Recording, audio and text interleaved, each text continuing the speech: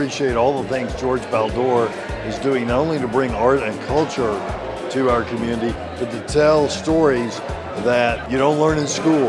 It's people's history. It's important that we know the true history of what has happened in the past.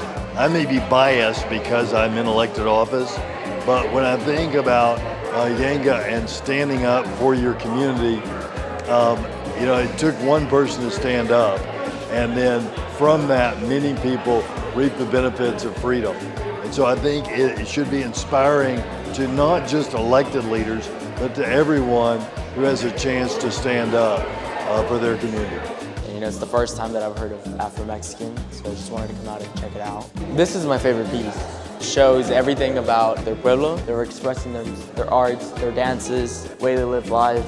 So I like this mural a lot. It has everything. Most likely this Mario Guzman piece right behind me is my favorite. The first minute I saw it when it came in, I fell in love with it. The history behind it, I love the little crown you can probably see behind me. It's a great piece. I'm really impressed with this exhibit for doing a solid job of bringing in past context and also like current issues while not making it a pity fest, but being very realistic about the struggles that this community has faced and the understanding of the racist roots of how this community was formed and the continued like exploitation that they kind of face. So yeah, it's been really, really interesting. Yeah, I really liked it. This is a little bit more directed towards students and kids. Why should they come out here and check out this exhibit? This is related to us. I mean, it was in our neighborhood. Whether you live there or your parents live there, it affected them and it probably affect you. I mean, it's part of us. It's just the way it is. It's like somebody in your neighborhood, they're your friend, yeah, he's still your neighbor. I mean, you're still part of it regardless. Whether it happened, you shut your door, it still happened.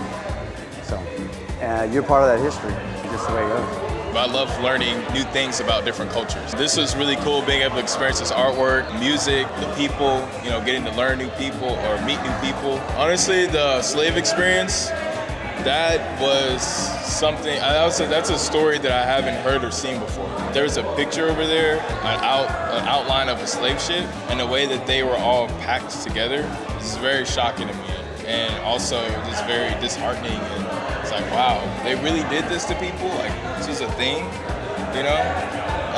And it also makes me think about my people too, you know, people that came from Africa, and, you know, and over to America. It's crazy. I think it conveys the idea that for people who are of African descent, that you're more than somebody that was enslaved. Like, you're somebody that came from a lineage of doctors or scientists or kings, and there's a lot of resilience in that culture that we see like in this exhibit, and this being able to stay present in the culture of like Latin America.